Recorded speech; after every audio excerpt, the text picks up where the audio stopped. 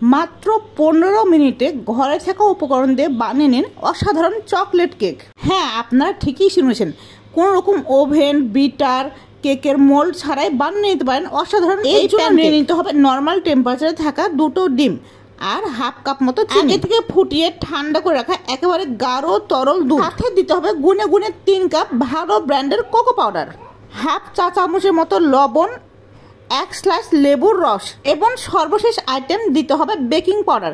এখানে আমি 1.5 চামচ বেকিং পাউডার অ্যাড করে দেবো। অন্য যে কোনো কেক তৈরি করতে হলে একটা আইটেম দিয়ে হ্যান্ড উইক্সের সাথে কিংবা বিটারের সাহায্যে বিট করে নিতে হয়, কিন্তু এখানে সবগুলো আইটেম একসঙ্গে দিয়ে দেবো 1.5 কাপের মতো ময়দা। এবার 5 থেকে 7 মিনিট হ্যান্ড উইক্সের সাহায্যে সবগুলো উপাদান ভালোভাবে মিশিয়ে নিতে হবে। বাসায় হ্যান্ড উইক্স না থাকলে আপনি কাঁটা চামচের সাহায্যে এটা মেশাতে পারেন। ব্যাটারটা ধীরে ধীরে নাড়তে হবে যাতে ময়দা গোটা হয়ে না যায়। গোটা হয়ে গেলে ভিতরে বাবুলের মতো আকার ধারণ করে। সবগুলো উপাদান ভালোভাবে মিশে গেলে এবার দিয়ে দেবো ভ্যানিলা এসেন্স। 1 চামচের মতো ভ্যানিলা এসেন্স যোগ করেছি। আপনাদের হাতের কাছে ভ্যানিলা এসেন্স অ্যাভেলেবল না থাকলে এটা এলাচ ভেঙে দিয়ে দিতে পারেন। ভ্যানিলা এসেন্স দেওয়ার উদ্দেশ্য হলো এখানে যেন ডিমের গন্ধটা না আসে। আমার সবগুলো উপাদান ভালোভাবে মিশে গেছে। এবার ফ্রাই প্যান রেডি করবার পালা। সামান্য পরিমাণ তেল দিয়ে ব্রাশ করে নিতে হবে। ব্রাশের সাহায্যে ব্রাশ করছে, আমি হাতের সাহায্যে ব্রাশ করা পছন্দ করি, এই জন্য হাতের সাহায্যে চারিদিক মিশিয়ে নিই। যেহেতু আমার কড়াইটা একটু পাতলা সেজন্য আমি একটা কাগজ বসিয়ে দেবো। আপনাদের কড়াই মোটা হলে কাগজ বসানো প্রয়োজন নেই। একটা কাগজ কেটে ফ্রাই প্যানে বসিয়ে দিয়েছি। এবার ব্যাটারটা ফ্রাই প্যানে ঢেলে দিতে হবে। চুলার আঁচ মিডিয়াম টু লো হিটে রেখে ঢাকনার সাহায্যে ঢেকে দিতে হবে।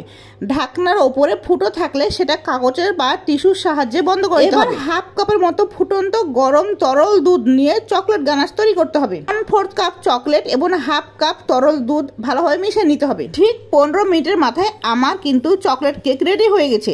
এবার এটা 10 মিনিটের জন্য রেস্ট রেখে দিতে হবে। খাবার উপযোগী হয়েছে কিনা সেটা দেখার জন্য টুথপিক অথবা কাঠির সাহায্যে চেক করে নিতে পারেন। আমার কেক পুরোপুরি ঠান্ডা হয়ে গেছে। এবার কেকের নিচে যে কাগজটা দিয়েছিলাম সেটা উঠিয়ে নেবার পালা। কেকটা দেখলে বুঝতে পারবেন কি সুন্দর ফোমি এবং সফট হয়েছে। আমি খুবই পাতলা একটা কড়াই ব্যবহার করেছিলাম, তারপর তলাও কিন্তু খুব একটা পুড়ে যায় নাই। প্রতিদিন যারা বাচ্চাদের কি নাস্তা দেবো বলে ভেবে পাচ্ছেন না, তারা এই আইটেমটি বানিয়ে দেখতে পারেন। বাচ্চারা কিন্তু খুব আনন্দ নিয়ে মজা করে খাবে এবং এটা হেলদি ফুডও বটে। যেহেতু এই কেকটি পুরোপুরি ঘরে থাকা উপকরণ দিয়ে বানানো, তাই খুব একটা ডেকোরেশন করব না।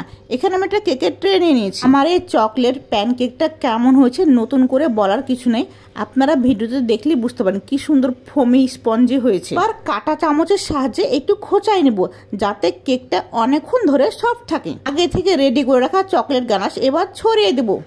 কেকের সৌন্দর্য আর একটু বাড়ানোর জন্য কতগুলো রেনবো স্প্রিঙ্কেল ছড়িয়ে ছিটিয়ে দেবো।